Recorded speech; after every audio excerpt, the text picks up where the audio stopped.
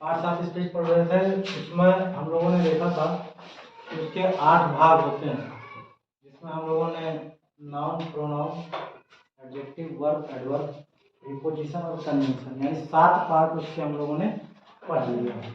आज ये 8वां पार्ट हम लोग पढ़ने जा रहे हैं, 8वां भाग, इंटरजेक्शन, विस्मयादिबोधक अव्यय, है ना। इसकी परिभाषा क्या होती है? ऐसे शब्द जो मानव हृदय के आकस्मिक भाव यथा, यथा मीन्स क्या होता है? यथा मीन्स जैसे, यथा मीन्स जैसे। ऐसे शब्द जो मानव हृदय के आकस्मिक भाव, आकस्मिक भाव का मतलब एकाएक जो भाव उत्पन्न होते हैं, ठीक है। जैसे आप कुछ खेल रहे हैं, ठीक, कूद रहे हैं या कुछ है, मतलब घर में सब कुछ खुशहाली का माहौल है, अचानक से कोई किसी के एक्सीडेंट या कोई खबर अचानक से सुनाई पड़ जाए तो आप लोग चीख उठते हो कि नहीं, है ना। या जो है आप बैठे हो, पता लगा रिजल्ट आ गया, आप पास हो गए, अचानक से बहुत ज़्यादा खुश हो जाते हो, अरे हम तो टॉप कर गए। होता है नहीं होता है?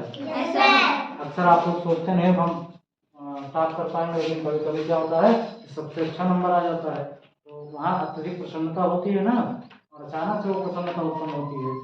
उसी को क्या कहते हैं? उन सब चीज़ों को व्यक्त करने के लिए हमें इंटरजेक्शन की जानकारी होना जरूरी है, जिससे हम उसे एक्सप्लेन कर सकते हैं। जैसे ऐसे शब्द जो मानव हृदय के आकस्मिक भावों यथा प्रसन्नता, दुख, आश्चर्य इत्यादि की अभिव्यक्ति करते हैं, इंटरजेक्शन कहलाते हैं। इनके अंत में नोट ऑफ इंटरजेक्शन यानी विस्मयादिबोधक चिन्ह, ये चिन्ह अगर कहीं देखना तो समझ जाना क्या है, एक पूर्ण विराम है और उसके नीचे एक फुल स्टॉप है ना। तो अगर कहीं पे ये चिन्ह दिखाई दे तो आप लोग समझ जाइएगा कि ये किस चीज का चिन्ह है? विस्मयादिबोधक चिन्ह। कौन सा चिन्ह है? विस्मयादिबोधक। हाँ, विस्मयादिबोधक चिन्ह है, ठीक है। तो यहाँ प्रसन्नता के बारे में हम और दुख के बारे में अभी हमने बताया आप लोगों को। आश्चर्य के बारे में, जैसे किसी बच्चे को पढ़ा रहे हो और उसको कुछ नहीं आ रहा, बहुत मेहनत कर रहे हो तब भी नहीं आ रहा, लेकिन अचानक से उसको आपसे भी ज्यादा आने लगे, वो भर्राटा पढ़ने लगे, तो आपको कहीं ना कहीं आश्चर्य होगा ना, होगा ना? Yes sir.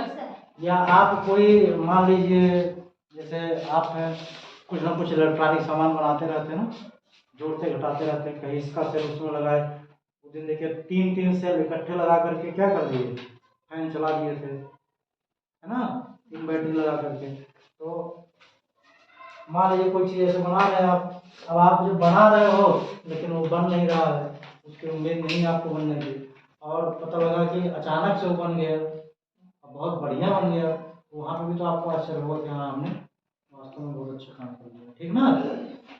तो ये सब जो है अचानक जो है हृदय से उत्पन्न होते हैं, ठीक। तो इन भाव की अभिव्यक्ति के लिए हमें इंटरजेक्शन यानी विस्मयादिबोधक अभिव्यक्ति को पढ़ना होता है। जैसे यहाँ पर उदाहरण के तौर पे hurrah we have won the match, क्या है? वाह हम लोग मैच जीत गए ना। खुशी होती है तो क्या चिल्लाते नहीं हो सब लोग, हम जीत गए, हम जीत गए। तो वैसे hurrah we have won the match, वाह हम लोग मैच जीत गए, खुशी व्यक्त कर रहे हो ना।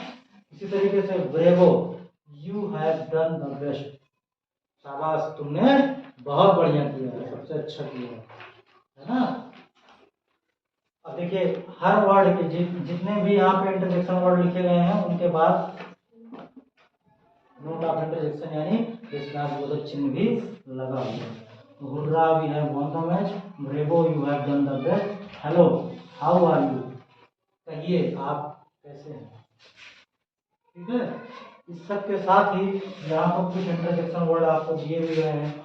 हुर्रा, बोलिए, हुर्रा, अलास, आस, ओ, फू, सेम, हाँ, ठीक है।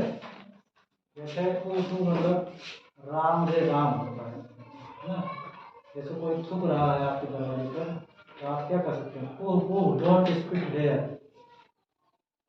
हे राम यहाँ पर थूको, है ना।